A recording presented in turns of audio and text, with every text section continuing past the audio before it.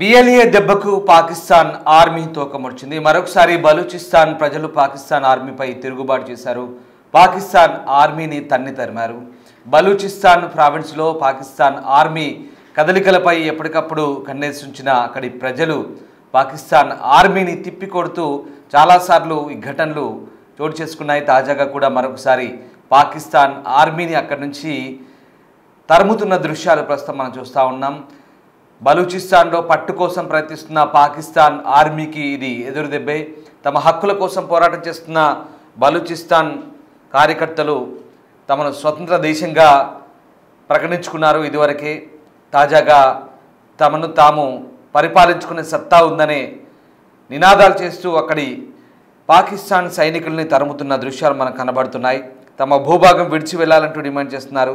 6 కోట్ల మంది బలూచ్ ప్రజల హక్కుల కోసం పోరాటం చేస్తున్నామని ఇప్పటికే స్వతంత్ర దేశంగా కూడా బలూచ్ ప్రకటించుకుంది. పాక్ ఆర్మీని వెంటనే ఉపసంహరించుకోవాలంటూ డిమాండ్ చేస్తున్నారు. దశాబ్దాల కళను సొంతం చేసుకునేందుకు ప్రయత్నం చేస్తున్నారు బలూచిస్తాన్ లిబరేషన్ ఫైటర్స్. బలూచిస్తాన్ ప్రజల తిరుగుబాటుపై ఇటు పాకిస్తాన్ ఆర్మీ అధికారులు అయితే ఇంకా స్పందించలేదు. గతంలో అనేక సార్లు పాకిస్తాన్ సైన్యాన్ని బలూచ్ ఆర్మీ మట్టుబెట్టింది.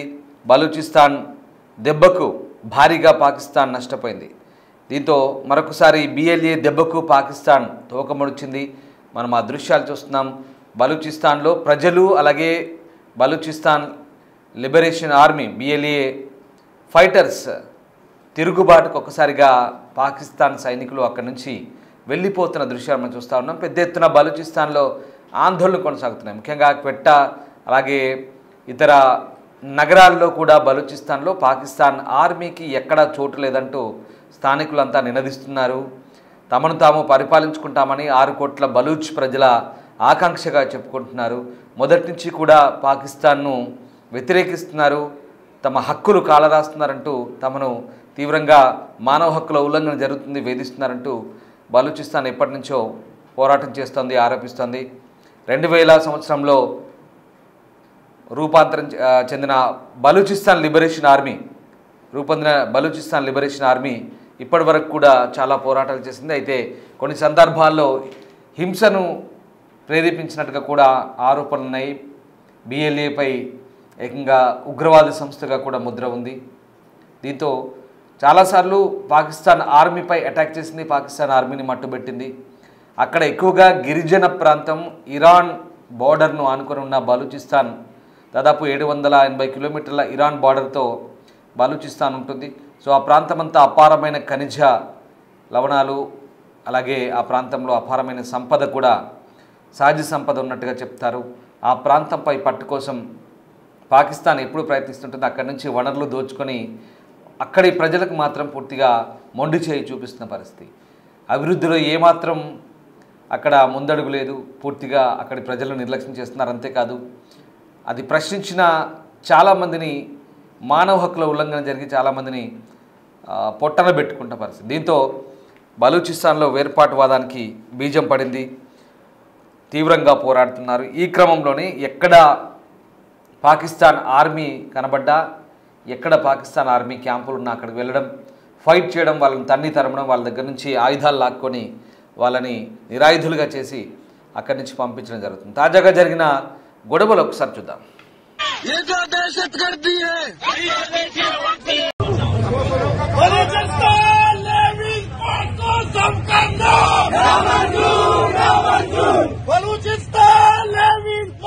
पुलिस भी जम करना, बलूचिस्तान को पुलिस भी जम करना,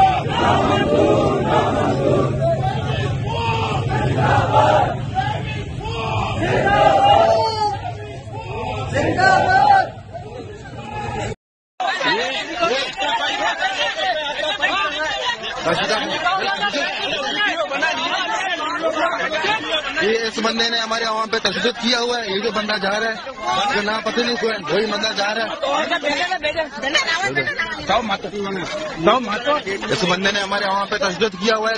काम का हालत खराब करना चाह रहे हैं यहाँ पे।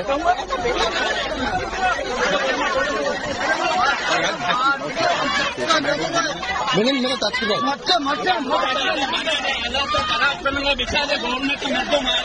ये यहाँ पे आप लोग देख रहे हैं कि ये लोग कैसे हालात खराब करना चाह रहे हैं। తాజాగా బలూచిస్తాన్లోని కోల్వా అలాగే ఖరాన్ జిల్లాలో జరిగిన వేరువేరు సంఘటనలో లెవిస్ ఫోర్స్ సభ్యుడితో సహా ఇద్దరు వ్యక్తులను పాకిస్తాన్లోని చట్టాన్ని అమలు చేసే సంస్థలు అరెస్ట్ చేశాయంటూ స్థానిక వార్తా సంస్థలు చెప్తున్నాయి. బలూచిస్తాన్ పోస్ట్ లాంటి కొన్ని సంస్థలు నివేదికలు ఇస్తున్నాయి. గురువారం కోల్వాలోని అషాల్ ప్రాంతానికి చెందిన రిజా అనే వ్యక్తిని ఫ్రాంటియర్ కార్ప్స్ చెందిన వ్యక్తిగా భావిస్తున్న సిబ్బంది అదుపులోకి తీసుకున్నారు. అతని ఆచూకీ లేదు. అలాగే ఖరన్లో జరిగిన ఒక ప్రత్యేక సంఘటనలో ఉగ్రవాద నిరోధక విభాగం అలాగే నిఘా సంస్థల అధికారులు హాజీ మహమ్మద్ హుసేన్ కుమారుడు లెవీస్ అధికారి బషీర్ అహ్మద్ ఖుబ్దాన్ని కూడా అరెస్ట్ చేసినట్టుగా చెప్తున్నారు. ఇక ఇవన్నీ కూడా కిడ్నాపులుగా చెప్తున్నారు. ఇలాంటి సంఘటనలు వరుసగా చోటు చేసుకుంటున్నాయి. చట్టవిరుద్ధమైనటువంటి కస్టడీలకు తీసుకోవడం, కిడ్నాపులు చేయడం, వాళ్ళని చాలా దారుణంగా హింసించడం. అంతేకాదు బలూచిస్తాన్లోని ఖుజ్దార్ జిల్లాలో ఒక నిర్మాణ సంస్థ స్థలాన్ని లక్ష్యంగా చేసుకొని సాయుధ దాడి చేసి 18 మంది కార్మికులను అపహరించి బహుళ వాహనాలు కొన్ని భారీ యంత్రాలకు కూడా నిప్పంటించిన పరిస్థితి. సో రకంగా బలూచిస్తాన్లో 24 గంటలలోపు కార్మికులను పెద్ద ఎత్తున కిడ్నాప్ చేయడం రెండవసారి. ఇది ప్రావిన్స్ అంతటా కూడా భద్రతా హెచ్చరికలను చెప్తోంది. సో రకంగా బలూచిస్తాన్లో మొదటి నుంచి కూడా తీవ్రమైన మానవ హక్కుల సంక్షోభం ఉన్నది. మొదటి నుంచి కూడా ఏకపక్ష నిర్ణయాలు తీసుకుంటున్నారు. మొదటి నుంచి కూడా బలూచిస్తాన్లో మానవ హక్కుల హననం జరుగుతోంది. అందుకే బలూచ్లో పోరాటాలు జరుగుతున్నాయి. అందుకే గిరిజనులంతా ఏకమై బలూచిస్తాన్లో పాకిస్తాన్కు వ్యతిరేకంగా పోరాటాలు చేస్తున్న పరిస్థితి. ఈ నేపథ్యంలో మరొకసారి ఈ కిడ్నాపులు లేదా అదృశ్యం కావడాలు, హత్యలు, ఆపై శవాలుగా కనిపించడం ఇవన్నీ కూడా బలూచిస్తాన్లో చాలా సర్వసాధారణంగా మారుతున్నాయి. దీనంతటి కారణం పాకిస్తాన్ ఫోర్సెస్. అమాయకులైనటువంటి బలూచిస్తాన్ ప్రజల్ని తీసుకెళ్లడం, హింసించడం, రోజుల తరబడి జైళ్ళలో పెట్టడం, కిడ్నాపులు చేయడం, అదృశ్యం. ఏమైందంటే అబ్స్కాండ్ అవుతారు, కనబడరు. రోజుల తరబడి వెళ్తారు, తర్వాత ఎక్కడి నుంచో ఎత్తుకెళ్ళిపోతారు, తర్వాత వాళ్ళు శవాలుగా కనిపిస్తారు. ఇదే వాళ్ళ కోపం తెప్పిస్తుంది. ఇందుకే పాకిస్తాన్ ఆర్మీని తరుముతున్నారు. అందుకే అక్కడ వాళ్ళపై హింస, ఏకపక్ష నిర్బంధాలు, మానవ హక్కుల ఉల్లంఘన, హింసతో బలూచిస్తాన్లో అందుకే అక్కడి కార్మికులంతా కూడా రెచ్చిపోతున్నారు. ఇదంతా ఒక ఎత్తు అయితే ఇప్పుడు పాకిస్తాన్ మరొక సిల్లీ డిసిషన్ చెప్పాలి. నిజంగా మన బాలీవుడ్ హీరో సల్మాన్ ఖాన్ని పాకిస్తాన్ ఉగ్రవాదుల లిస్టులో చేర్చింది. నిజంగా మీరు నమ్ముతారా ఇది? ఎందుకంటే సౌదీలో జరిగిన ఒక ఈవెంట్లో మన తెలుగు సినిమాల గురించి మన ఇండియన్ సినిమాల గురించి మాట్లాడుతూ, అఫ్కోర్స్ తెలుగు, హిందీ, మలయాళ, తమిళ్ ఈ సినిమాలన్నీ బాలీవుడ్, టాలీవుడ్, మాలీవుడ్, కోలీవుడ్ ఇవన్నీ కూడా సౌదీ, దుబాయ్, గల్ఫ్ దేశాల్లో బాగా ఆడుతున్నాయి. దీనికి అంతటి కారణం ఆయా దేశాల నుంచి వస్తున్న ప్రజలే అంటూ ఆఫ్ఘనిస్తాన్, పాకిస్తాన్, బలూచిస్తాన్ ఈ దేశాల నుంచి వస్తున్న ప్రజలంటూ సల్మాన్ ఖాన్ ఆ ప్రసంగంలో మాట్లాడారు. ఇక్కడ తప్పేంటనుకుంటున్నారా? బలూచిస్తాన్ అని ప్రస్తావించాడు. అంటే పాకిస్తాన్ ఏమనుకుంటుంది, బలూచిస్తాన్ వేరే, పాకిస్తాన్ వేరేనా, మీరు ఎందుకు విడదీసి మాట్లాడారు అంటూ సల్మాన్ ఖాన్ ఇప్పుడు ఆ వంకతో ఉగ్రవాదుల లిస్టులో ఒక ఉగ్రవాద అనుమానిత జాబితాలో సల్మాన్ ఖాన్ చేర్చింది. ఎంత సిల్లీగా ఉందో చూడండి. సో ఆ రకంగా వాళ్ళని ఎవరు పాయింట్అవుట్ చేసినా, ఎక్కడ బలూచిస్తాన్ గురించి మాట్లాడినా వాళ్ళ దృష్టిలో శత్రువులుగా పరిగణిస్తున్నారు. కానీ వీళ్ళు మాత్రం యథేచ్ఛగా ఉల్లంఘన, మానవ హక్కుల ఉల్లంఘన, బలూచిస్తాన్లో అడ్డగోలుగా కిడ్నాపులు చేయడం, మానవ హక్కులు హరించడం, చంపడాలు, అదృశ్యమవడాలు, వాళ్ళపై దాడి చేయడాలు, వాళ్ళని ఎత్తుకుపోవడాలు. అందుకే బలూచిస్తాన్ ఫ్రీడమ్ ఫైటర్స్ రెచ్చిపోతున్నారు.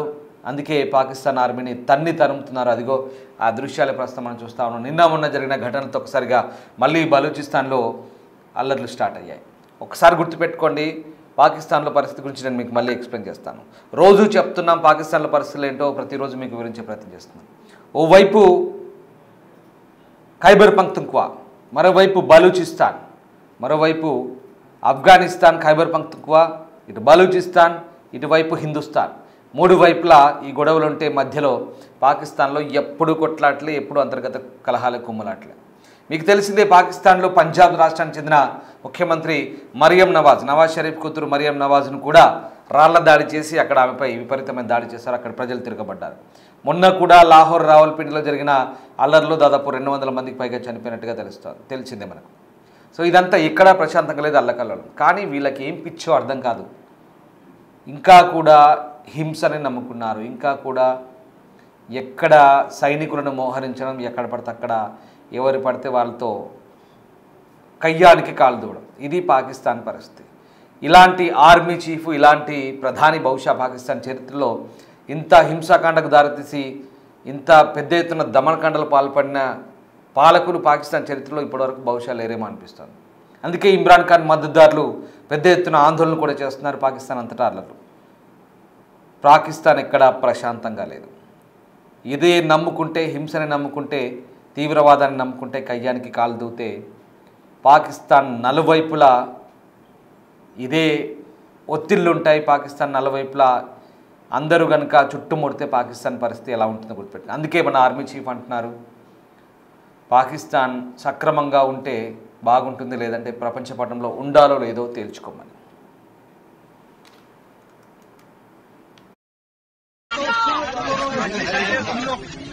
ये बलूचिस्तान के हालात हैं। आप लोग देख रहे हैं कि बलूचिस्तान में कैसे गुंडागर्दी कर रहे। ये हमारे फौज है, बिगड़ ये जो दहशतगर्दी है, ये जो दहशतगर्दी है